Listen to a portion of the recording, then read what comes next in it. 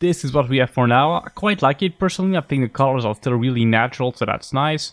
We still have a lot of control, a lot of room to play with. So I think it's going well for now. Pretty happy.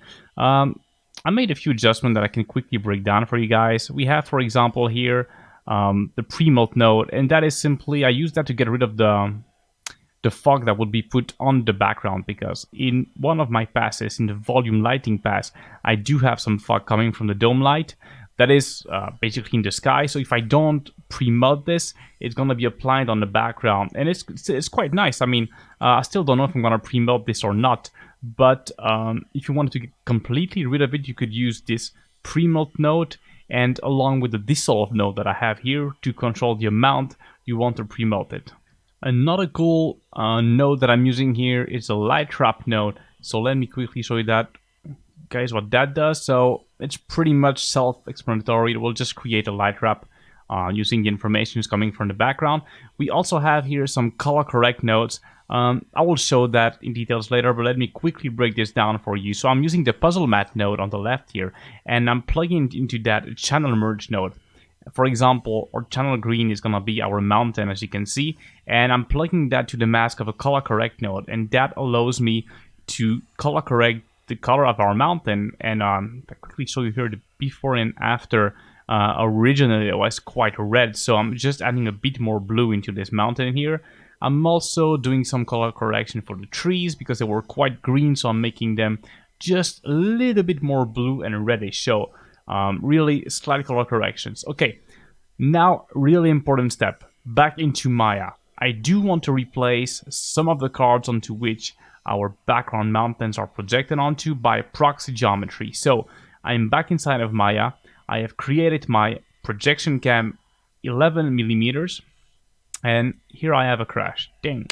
Okay, so I'm not gonna cut because this stuff happens all the time. Hopefully, if you've let it save the temp copy when you open again Maya, you will have the option here on the top left to open your scene as it was. So here we have it. And so I do have my sky dome here, and I have created a projection, a surface shader with my texture projected onto using the projection cam 11 millimeter. And I'm plugging in my latest version of the sky, which is version 5 here at this point, I think. I'm getting rid of some useless faces just to keep everything as light as possible. So what I'm doing here is recreate my projection setup that I have inside of Nuke, inside of Maya, using basic geometry and surface shaders like we have here. I just, so it's a perspective projection, and you just select your projection cam.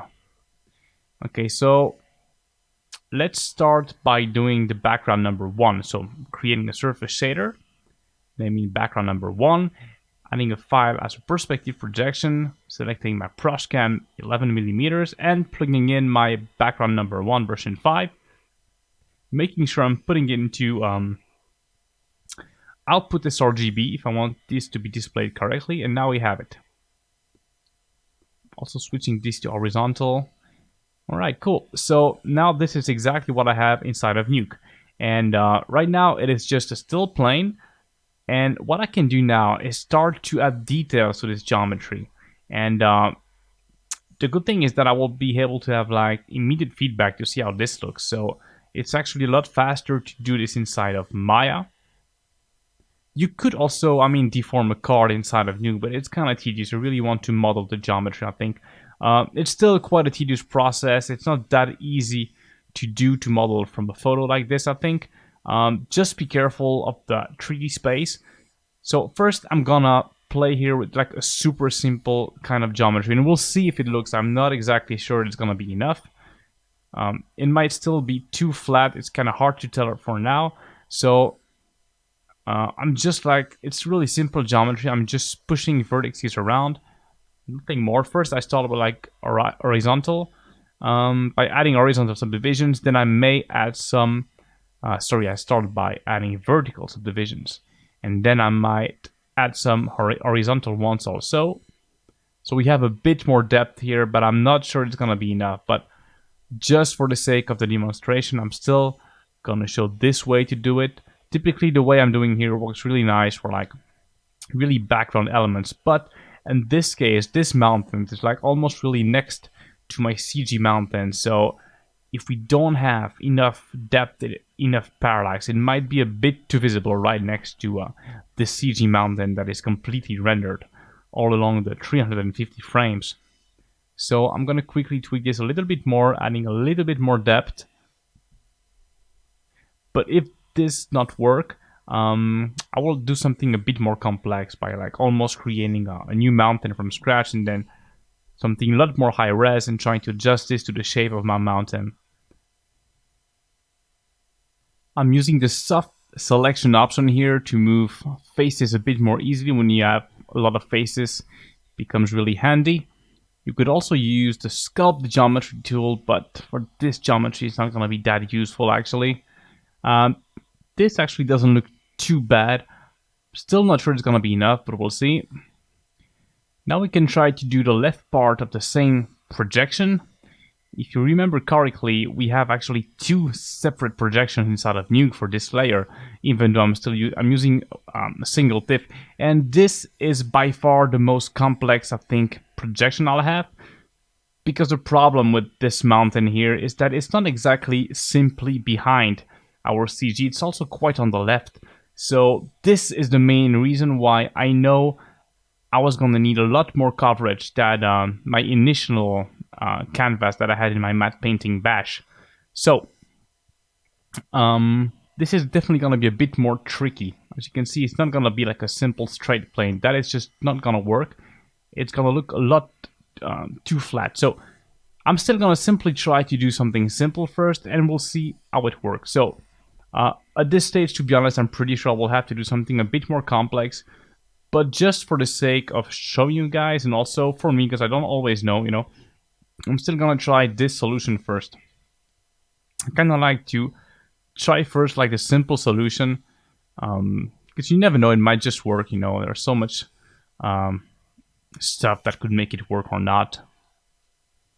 So same, I'm just adding a bit of subdivision, and then I'm just gonna move faces around. It's kind of tricky because maybe I should have separated this into one more ground. As you can see, we still have like this foreground hill, then there's actually a clear separation between that and the trees behind. But we'll see. You know, projections are usually really forgiving. If you remember the breakdowns we saw like from The Martian and stuff like that, all those matte paintings look flawless, but if you actually remember the proxy geometry into which it was projected on, it was really, really simple. Now, that being said, in this case, we do have quite a big camera move, and I want to quickly talk again about the physicality of the camera.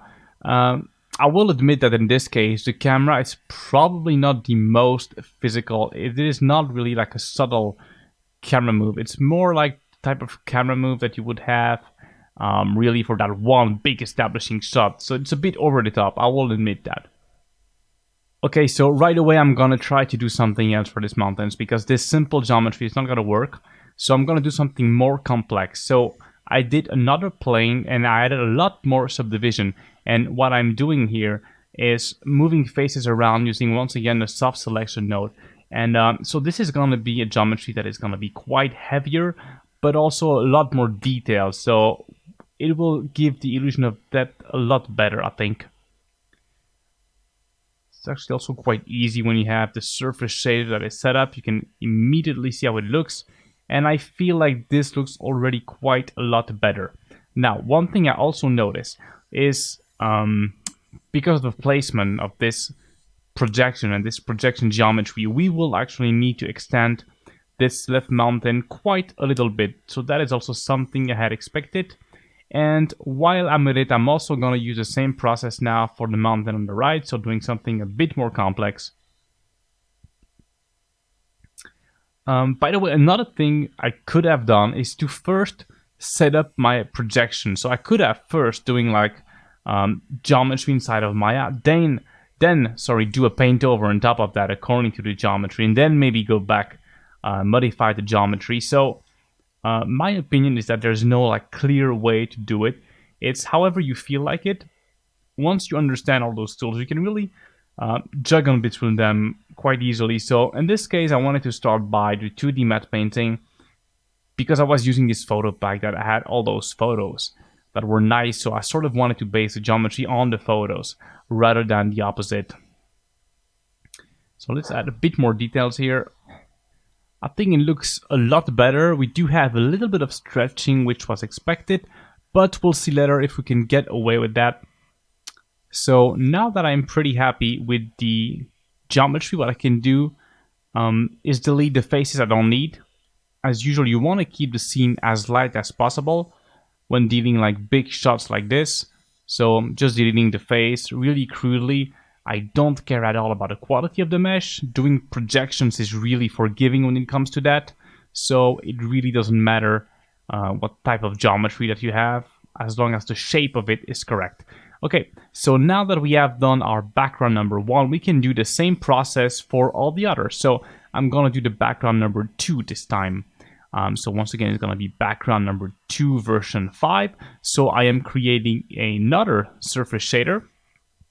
And I start once again by a simple plane that I'm putting roughly at the right 3D space. And I also have in mind the locators I had created like for the distances. So the origin, 1 kilometers, 10 kilometers. So I'm sort of eyeballing it in this case. We'll see later if the parallax feels real or not, but it should be roughly accurate still. Since we are starting from photos, well, you sort of have to eyeball it, I guess. So this would come somewhere around here, I'm guessing. And doesn't matter if the placement is not completely correct right away, you can still adjust this really easily later. So for this geometry though, I think I'll be able to get away with something a bit more simple and light when it comes to subdivision.